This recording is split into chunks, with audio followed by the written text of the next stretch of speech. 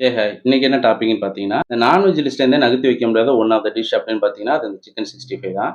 And chicken ஐட்டத்த ரொம்ப விரும்பி சாப்பிடாதவங்க கூட அப்பப்போ ட்ரை பண்ணி பார்க்கக்கூடிய ஒரு டிஷ் அப்படின்னாலும் அது இந்த சிக்கன் 65 தான். அண்ட் எந்த ஒரு டிஷ்ஷா இருந்தாலும் அதுக்கு சைட் டிஷ்ஷா வச்சு மேட்ச் பண்ணிடலாம்ப்பா அப்படிங்கிற அளவுக்கு ஒரு டிஷ் அப்படின்னாலும் அது இந்த சிக்கன் 65 தான்.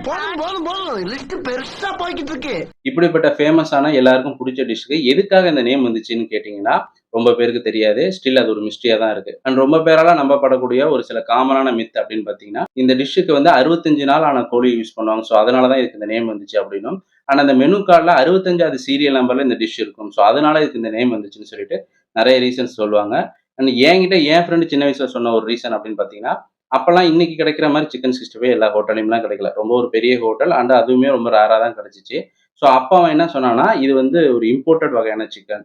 இது வந்து ஃபாரின்லேருந்து தான் இந்த ஹோட்டலுக்கு இந்த சிக்கன் வரும். ஸோ அந்த ஃபாரின்லேருந்து இந்த ஹோட்டலுக்கு வரதுக்கு கிட்டத்தட்ட 65 நாள் ஆயிடும். ஸோ அதனால இதுக்கு இந்த நேம் வந்துச்சு அப்படின்னு சொல்லிட்டு அப்பயே ஒரு உருட்டு உருட்டியிருந்தான். ஏண்டா எங்களை இன்னமுமாடா நம்பிக்கிட்டு இருக்க? பட் உண்மையான ரீசன் என்ன அப்படிங்கிறத இன்னைக்கு வீடியோல உங்க கூட ஷேர் பண்ணிக்க போறேன். அண்ட் வீடியோக்குள்ள போறதுக்கு முன்னாடி மறக்காம நம்ம சேனலை சப்ஸ்கிரைப் பண்ணிடுங்க. பக்கத்துல இருக்க பெல் ஐக்கனையும் கிளிக் பண்ணிடுங்க. நம்ம எல்லாருக்குமே புகாரிங்கிற ஹோட்டல் தெரியும். இவங்க வந்து 1951ல சென்னையில ஸ்டார்ட் பண்ணி ஸ்டில் ரன்னிங் ஆகிட்டு இருக்கக்கூடிய ஒரு ஃபேமஸான ஹோட்டல். இவங்க ஒவ்வொரு வருஷமும் அவங்களுடைய ஹோட்டல்ல வந்து ஒரு புது புது டிஷ்ஷஸ் வந்து ட்ரை பண்ணி வரக்கூடிய கஸ்டமருக்கு சர்வ் பண்றதை அவங்க ஒரு வழக்கமா வச்சிருந்தாங்க. ஸோ அது போல 1965ல இவங்க ட்ரை பண்ண ஒரு நார்மலான ஃப்ரைட் சிக்கன் தான் இந்த சிக்கன் 65. இவங்க இந்த டிஷ்ஷை சர்வ் பண்ண ஃபர்ஸ்ட் டைனிங்லேயே இதை சாப்பிட்டு பார்த்த எல்லாருக்குமே இந்த டிஷ் ரொம்ப பிடிச்சிருது. இதோடைய டேஸ்ட், இதோடைய ஸ்பைசி, இதோடைய டெக்ஸ்சர் அப்படின்னு எல்லாமே பிடிச்சதுனால அதுக்கப்புறம் ஃப்ரீக்வெண்ட்டாகவும் ஸ்பெசிஃபிக்காகவும் இந்த டிஷ்ஷை வந்து அவங்க ஆர்டர் பண்ணி சாப்பிட ஆரம்பிச்சாங்க. ஸோ அதனால இதுக்கு ஒரு ஸ்பெஷல் நேம் ஏதாவது வைக்கணும் அப்படின்னு சொல்லிட்டு அவங்க முடிவு பண்றாங்க அந்த ஹோட்டல் டீம். ஸோ அப்போ வந்து நிறைய நேம் யோசிக்கிறாங்க. Fried chicken, red chilli chicken, அதுக்கப்புறம் வந்து புகாரி சிக்கன் அப்படின்னு சொல்லிட்டு ஏகப்பட்ட நேம் யோசிச்சு கடைசியில எந்த வருஷத்துல இந்த சிக்கன் ஐட்டத்தை இன்ட்ரோடியூஸ் பண்றாங்களோ அந்த 1965 அப்படியே கொஞ்சம் உல்டாவா மாத்தி சிக்கன் 65 அப்படின்னு சொல்லி இவங்க வச்சிடுறாங்க.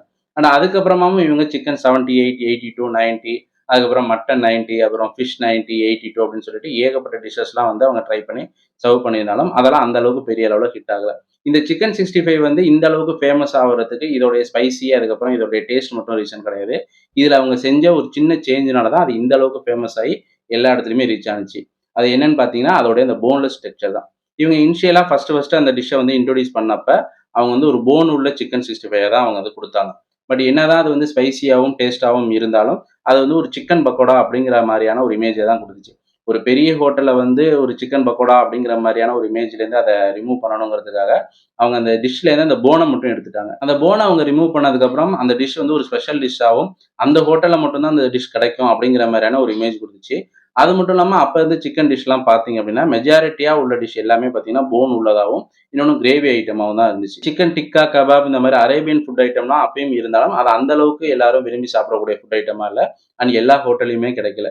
ஸோ அந்த பீரியட்ல வந்து கிரேவியும் இல்லாம, போனும் இல்லாம, எந்த ஒரு டிஷ்ஷோட வேணாலும் வச்சு சாப்பிடலாம் அப்படிங்கிற அளவுக்கு ஒரு காமனான சைட் டிஷ்ஷா அது அமைஞ்சிட்டதுனால, அது ரொம்ப பெரிய அளவுல ஹிட் ஆயிடுச்சு. அண்ட் அதோட டேஸ்ட்டு மத்த விஷயங்களும் புடிச்சிருந்ததுனால, அது எல்லா இடத்துலயுமே ரீச் ஆகி இந்த அளவுக்கு ஃபேமஸ் ஆனுச்சு. இந்த சிக்கன் 65 இவங்க இன்ட்ரோடியூஸ் பண்ணி கிட்டத்தட்ட இப்ப 60 வருஷம் ஆயிடுச்சு இந்த வருஷத்தோட. 2030 வந்துச்சுன்னா கண்டிப்பா இதுக்கு வந்து ஒரு செஞ்சுரி செலிப்ரேஷனே கொண்டாடுவாங்கன்னு தான் நினைக்கிறேன். பட் ஸ்டில் தமிழ்நாடு, இந்தியா மட்டும் இல்லாம இன்டர்நேஷனல் லெவல்ல இன்னைக்கும் சர்வைவ் ஆயிட்டு இருக்கக்கூடிய ஒரு சவுத் இண்டியன் ஃபேமஸ் ஃபுட் அப்படின்னு பார்த்தீங்கன்னா, அது இந்த சிக்கன் 65 தான். நான் வேர்ல்டு பூரா ஃபேமஸ்.